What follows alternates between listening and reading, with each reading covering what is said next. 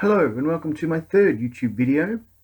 I trust you're enjoying these. I am enjoying making them. This, as I said, is the third video I've made. Sorry for the delays in making these. It's just sort of been a bit of when I've got the motivation to make them.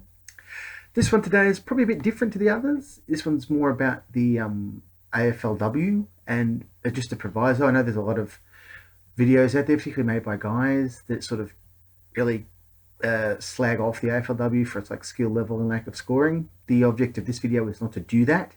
This is more looking at sort of the off-field ways they could look at sort of improving itself, going through a bit of the background of it, like sort of off the field and how it came about and that sort of thing.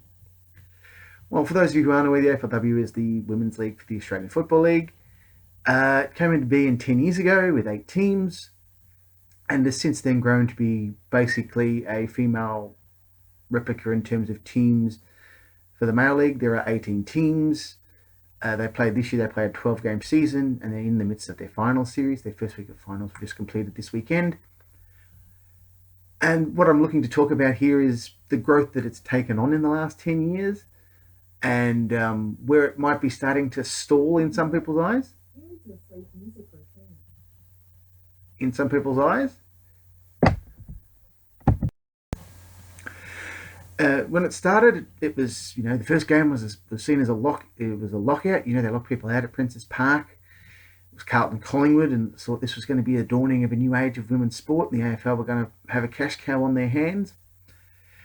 And then, as it expanded and expanded, it appeared that the product might have started to not wither, but sort of might have got a bit stale. I think one of the first problems the AFL had when they started was the fact they made it free admission. The biggest problem anyone who's in a business will tell you is if you start off by giving away a product for free, you then have to train people after a while to want to pay for your product. And whilst I know that going to a women's game is far cheaper than going to a men's one, I think it's about $15, $20 to go to a final, whereas if you try to go to a men's final at the same level, you're probably looking at closer to $50, $60. That was probably a bit of a hurdle they made for themselves. There's been another talk around that it may have expanded too quickly. That may have merit in terms of it went from 8 to 18 teams in 10 years. Now, again, I know some people involved with the AFLW and women's sport don't like the comparison to the men, but I feel this is valid here. The AFLW went from nothing to 18 teams in the space of a decade. It took the men's game, well, for example, it went from 8 to 12 in about 40 years, and then from 12 to 14 in about 40 more, and then in the last 40 years, they've had 4 more teams. So over the 120-year history of the men's league, they've gone from 8 to 12 to 14 to 16 to 18, whereas the women's game's gone from nothing to 8, and then 8 to 10 to 12 to 14 to 18. So yeah, you can see that the playing pool was probably a bit thin, and you've probably got to take a bit of time to develop those audiences for those probably the less established teams, like your original 8. Like you're looking at Carlton, Collingwood, Melbourne, Brisbane, and Adelaide have been successful in the Queensland and South Australia. GWS and Fremantle less so in West Australia and New South Wales. They were the ones that were probably the first cab off the rank, so they should feel that they have more of an opportunity. Then you've got the latecomers, which are like Sydney, Hawthorn, Port Adelaide, Essendon. They're all the latecomers that came to the league. They're the last teams in, so they're going to probably take some time to build up a fan base. Because one of the things that gets mentioned a lot with the AFLW is a report that came out, I think it was last year. I think it was in the Herald Sun. It might have also been printed in the Age on the AFL.com. Was that the AFL is, depending on where you sit on the league, either invested $50 million last year or lost $50 million last year on the women's league. Now, I personally see it as an investment. When you look if you're someone like me who's been around since all the interstate clubs either were moved interstate or came into being from interstate, spending $50 million to try and get a product off the ground with the AFL, who basically are a billion-dollar industry, is probably not that big a gamble at the moment. Now, if we're 15, 20 years from now, and you've still got the same crowds you've still got the TV attendances, and you've still got teams that are struggling to draw attendances, then yes, you might have to look at something. But that's 20, 25 years. Because I also look at it as someone who supports the Sydney Swans and have seen the millions and millions to the hundreds of millions that was poured into them from when they moved up in the 80s to when they were bankrupt in the late 80s to now even. And the millions and millions of dollars that get poured into Gold Coast and GWS to get them off the ground, and that will be poured into Tasmania when they come into the league, if they come into the league, to get them afloat up and running. So look, it is an investment. It is going to take time. The league's only 10 years old. I mean, again, to look across at a men's comparison,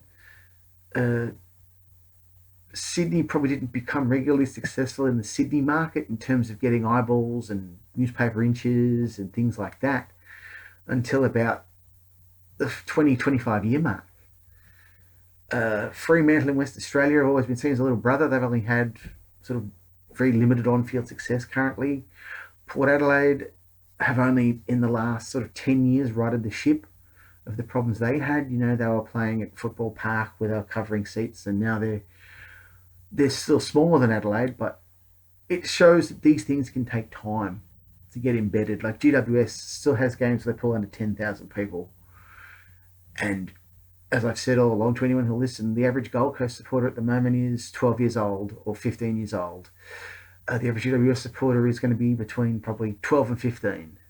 Yes, they'll have their parents take them to games because they have to, but that's where they're going to be. So with the women's game, that's where we are. And this is where we can get to some of the points that I think can make the AFLW different. Is because one of the big things that gets mentioned is that the next pay increase for the women involved is tied to the collective bargaining agreement they signed with the men's league and the AFL. And two of the provisos that have become public are that you've got to average an attendance of 6,000 a game for the women and average TV ratings of about 100,000 people a game. So to put it in layman's terms, that means most rounds you've got to average 54,000 people through the gates of your 9 games. Now, that sounds easy enough, but the first thing I'd look at is if I'm the AFL and the AFLW board or commission, is okay, do the grounds we play at, could they comfortably, now I highlight the word comfortably, hold 5,000 to 6,000 people? By that I mean, do they have the toilet facilities? Do they have the catering? Do they have disability access? Do they have adequate toilets? Do they have adequate coverage?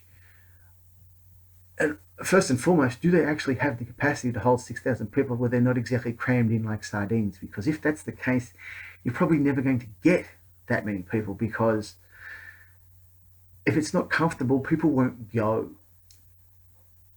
So first things first, I look around the league and go, okay, all the clubs' home grounds, they can sit 6,000 comfortably. Some can sail in. Like if you're Carlton, you're laughing at that.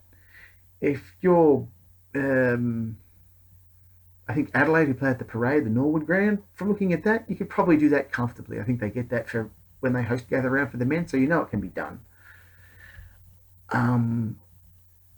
As for, I think it's Tennyson Park where Sydney play, they had a game where they got over 7,000 for the local derby, so they know it can be done. And you can still have all your activities and your activations for your fans and things like that.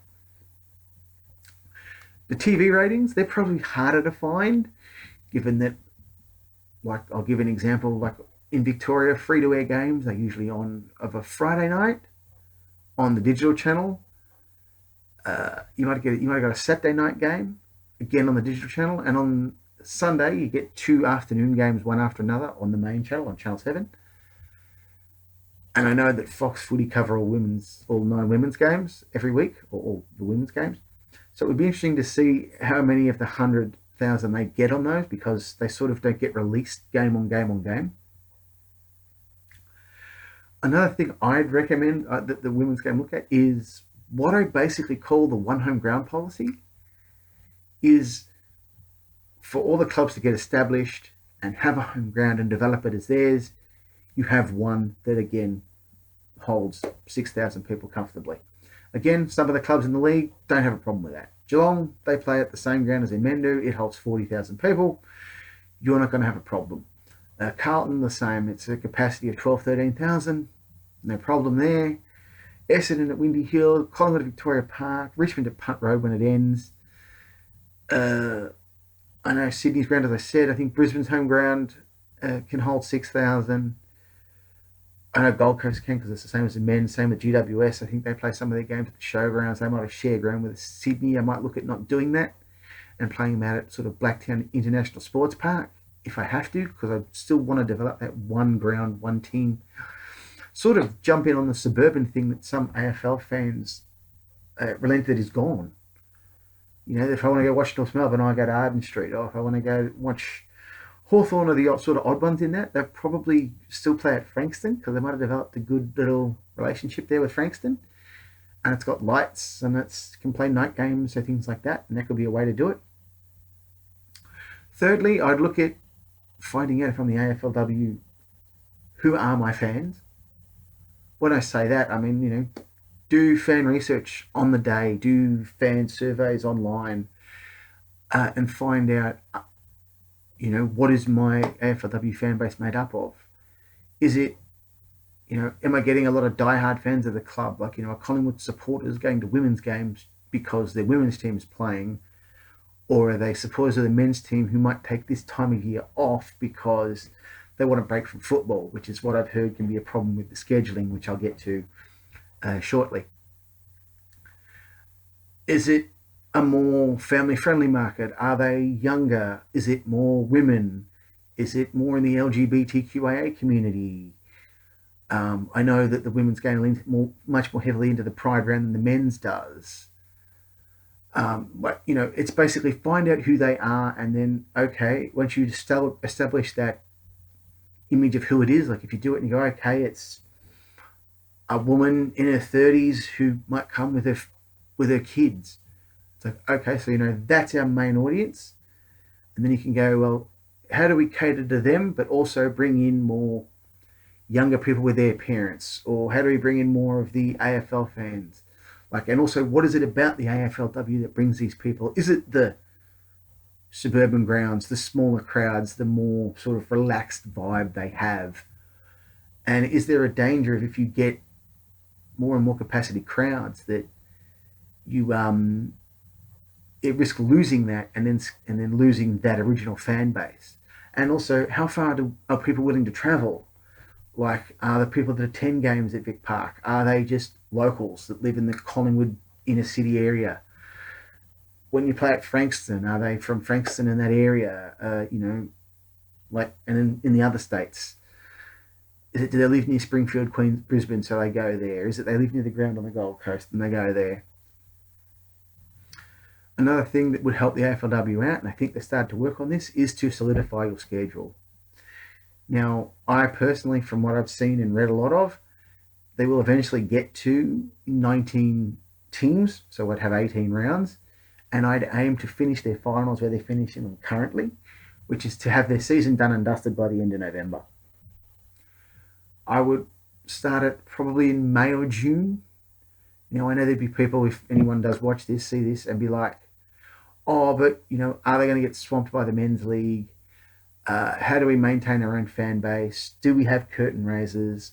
Well, if you go to play with the men alongside the AFL, you may look at having some curtain raisers, but I'd sort of have those at a minimum, and I might do them more on a day game basis when they're more easily to get to. Like, having a curtain raiser on a Friday doesn't really work for most people who are working, because for a men's game starting at 7, a curtain raiser would have to start at about probably 4, and that's not compatible. Even if you've got kids who want to see the AFLW, it's not going to be attendable by them.